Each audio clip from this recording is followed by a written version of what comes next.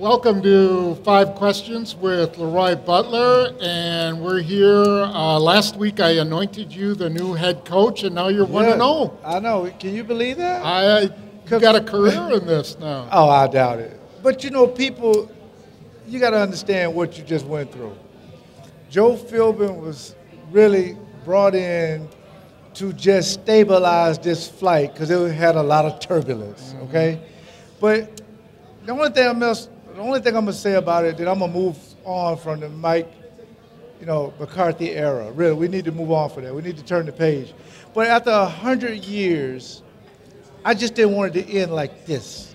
To what one of the most storied coaches, the second time winning as coach, didn't get a chance to finish the season. With that being said, the team came out, I thought, showed a lot of bounce. To the people with the conspiracy to think that Aaron Rodgers played better because Mike McCarthy is gone, listen, Aaron Rodgers always played 100%. It's just that he did a little extra, and that may have been the difference. You play 100% with all coaches, but he did a little extra this week. When I say that, leadership-wise, as far as being available, stick with some of the play calls, and being a good working relationship with Joe Philbin, not trying to overpower him and things of that nature. But I have to, Tom, I know there's 5 questions, but I want to know what you thought the first series when Joe used his first 2 challenges. Yeah, well, he made a cardinal mistake, which is using your second challenge after losing your first challenge, because you only get, if you lose your first challenge, you only get 1 more challenge. You have to win your first 2 challenges to get a 3rd challenge. Oh, okay. So he threw a challenge, lost it. Then he got excited, and I saw what happened. And what happened was all the guys on the sideline are like, throw it, throw it, throw it. And they're yelling at him, and he's got his hand on the red flag, and emotion takes over, and he throws it. But then they had no more challenges the rest of the game. What happens if you get in the fourth quarter with? But you're playing Atlanta, so who needs a challenge, right? Yeah, well, it worked out okay. It worked out okay for him. It did, but I know, because I know the media looks at it one way, and then fans look at it one way, and then players look at it one way. The players would say, Tom, I like a coach that's aggressive, that believes in us. If we're wrong together. I get that. Yeah. And that's what Jamaal Williams have been saying. And that may have been missing, So the aggressive style nature, you're up, 20-7 or whatever, you're still throwing the football.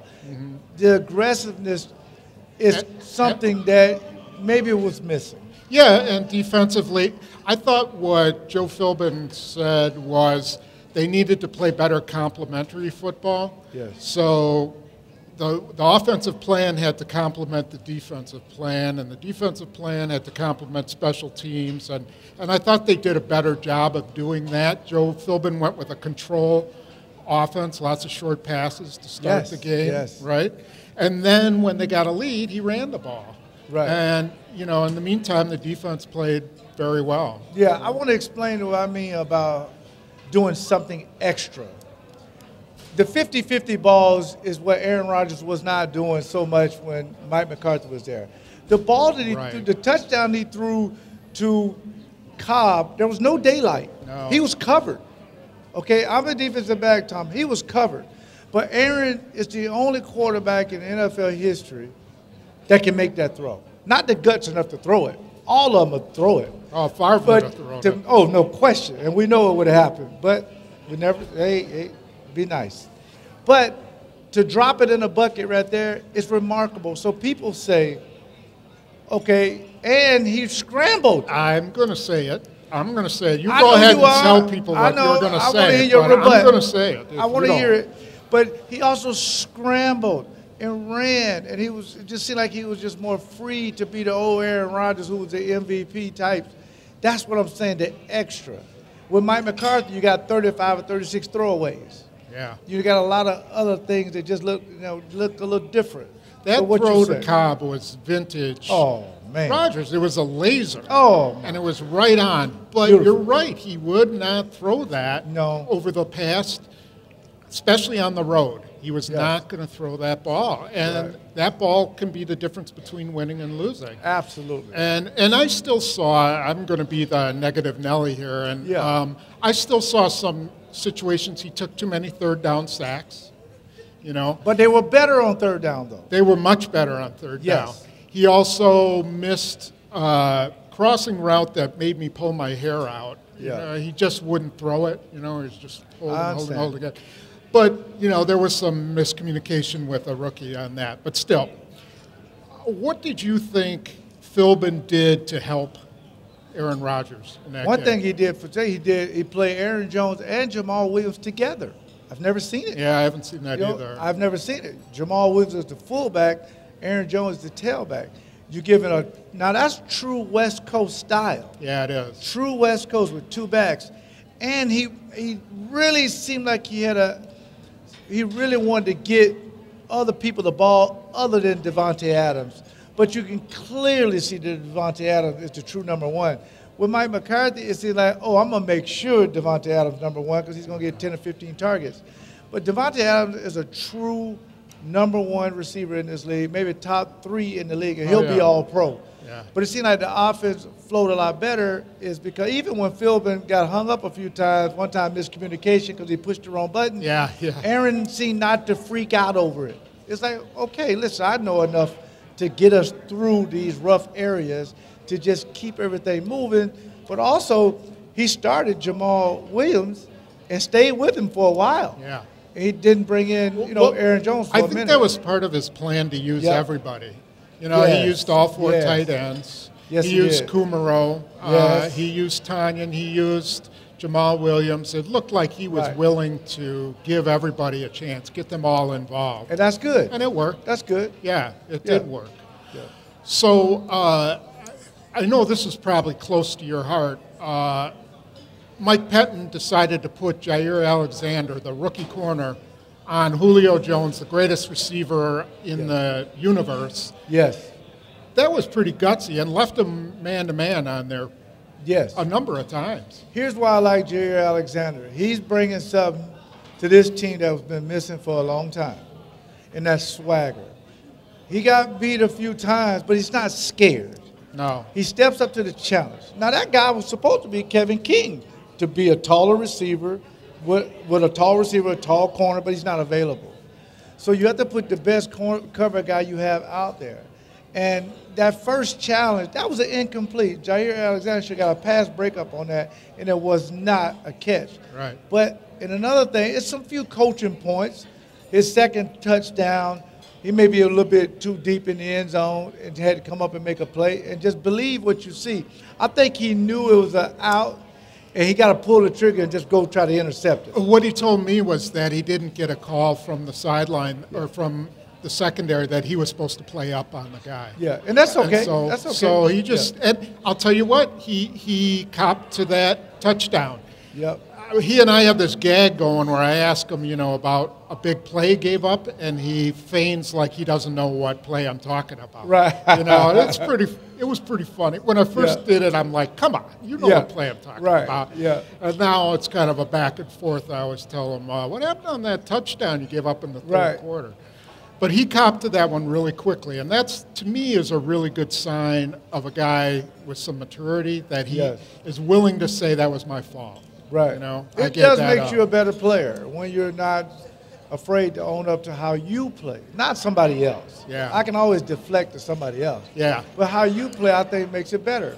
Because you're going to be covering Chicago wide receivers not as talented as Julio Jones, but they can still get up on you quick because they got that deceptive speed, especially in this kind of weather. Yeah, I'm telling you, this guy's going to be the centerpiece of their defense next I agree, year. it should be. You should be building around him like you built around Darrelle Revis. Yes. I mean, he is really a good player. No, I really like it. He has some issues with punt return, but again, punt returning in Lambeau is an issue for anybody. It's tough. But assuming they can get that fixed next year. But Clay Matthews, to me, Tom, was my player of the game, other than what Breeland did, and we'll talk about Breeland and X's and O's. Clay Matthews played one hell of a game. I thought he did too, and he's still getting a lot of flack from fans who don't see the sacks. He only has 3.5 sacks. Right. He's got quite a few pressures. I mean, yeah, he does. Well, listen, he's your best pass rusher. Yeah, okay? still. Yeah. Now, I think he makes Kyle Fackrell better. Because Kyle Fackrell had a great game. Right. Those two guys together makes you feel good about it. Now, I don't know what the decision will be for Gutekunst next year with Matthews. What would you pay him? I would offer him anything between 10 and 15 million on a 2-year deal. Because he's still my best. Total? 10 to 15 total? Right. Okay. Yeah, I mean 7.5, 8 a year, something like that. Yeah, I think that's because he's reasonable. still my best, and I would give him incentives to make up to what he'll make this year. Because if he can get next year, if he can get 7 or 8 sacks, hey, that's worth it. Right. In the grand scheme of things, he really, with all these bad calls, he should probably have 8 sacks. Oh my but God! Yeah. we won't go there. Yeah. But he played great. I think it's always when 12 plays good and 52 plays good, you're going to win a lot of games. You should. Assuming that you don't have 3 linemen out. I mean, I was like, what is Aaron Rodgers going to do? That was amazing. That was amazing to play. And kudos to James Campen for putting that line together. And, and then he loses one of those guys. McCray went out for a little while. Oh, that's right. So, you know, he was playing with a rookie, Alex Light, who's a tackle, and put him at guard. So, kudos to him. One thing I think that's really smart that he does is he plays his linemen at every position, or just about every position. Tackle and guard, you have to learn all of those positions because you might end up playing it. And you never know. So, a lot of fans, they don't necessarily see down in the trenches like that, but we're going to talk about that in the X and O's as well. How this offensive line could have been a jailbreak, but they were stable. Yeah. I thought they gave Aaron Rodgers at times plenty of time to throw, but the run blocking is something Campen does a great job with. But that's what Joe Philbin was supposed to bring back to blocking scheme. So Joe Philbin can coach all 5 linemen as well as the tight end and blocking scheme. So it was so good to see Aaron Jones score on that touchdown. Okay, well, let's look ahead because what they face this weekend is an enormous task. Now, we know the Packers have to win all 3 remaining games to have a chance to get in the playoffs. They need either Minnesota or Seattle to lose 3 games. And they play on Monday Night Football. We're taping on Monday, so you won't know. We don't know what the result is. This Chicago game, you watched the Sunday night game, didn't you? Against the Bears defense against the Rams. That is one of the best defenses I've seen in a long time. Yeah, you're right about that. They're pretty good. I think their corners can be challenged, and they probably would have won the first time if Fuller would have intercepted the pass. Yeah. But with that being said, Aaron Rodgers not Jared Goff. Jared Goff was frozen out there. He didn't want to be there. He really did. He threw some lollipops up there. I'm thinking you probably could, well, maybe not. Well, any player could have intercepted those. But that defense is so good because you know what you say to yourself? What quarter is Khalil Mack going to cause a fumble and scoop it up and score? Yeah. He does it, seem like, every week. But Hicks, a guy like people didn't really know. These are guys who they've been winning with. They really built that defense. And I want to stay on this for 1 second. Because if you would think that when Nagy came in, they didn't force him to keep the defensive coordinator. They just say, hey, listen, just interview him and see what you think.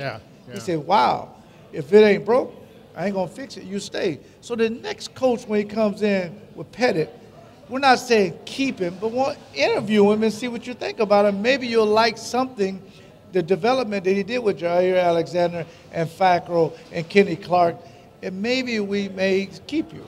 I'm going to go one better, and I'm going to say if the Packers don't interview Vic Fangio to be the defensive coordinator of the Chicago Bears, if they don't interview him to be their head coach, they're insane. I mean, this guy has had success. He stymied them in San Francisco, all those games they couldn't move the ball against San Francisco. Chicago, he's phenomenal defensive strategist, and I think you have to consider it. Oh, no question about it. You get to defense is, well, I will say this. People are going to watch this and say, what are you talking about defense, LeRoy? The numbers are up. Do you see the touchdowns and the points? Yeah. It's a trend. It'll flip back to when Denver won with defense. Yes. Seattle won absolutely. with defense. And you got to get into that trend. So that would make sense. I have to bring him in, and you can still bring in Joe Lombardi to run your offense. I wanted Joe Lombardi to be the head coach, but hey, listen, you can do the best of both worlds. With a guy whose defense take a defense and a team.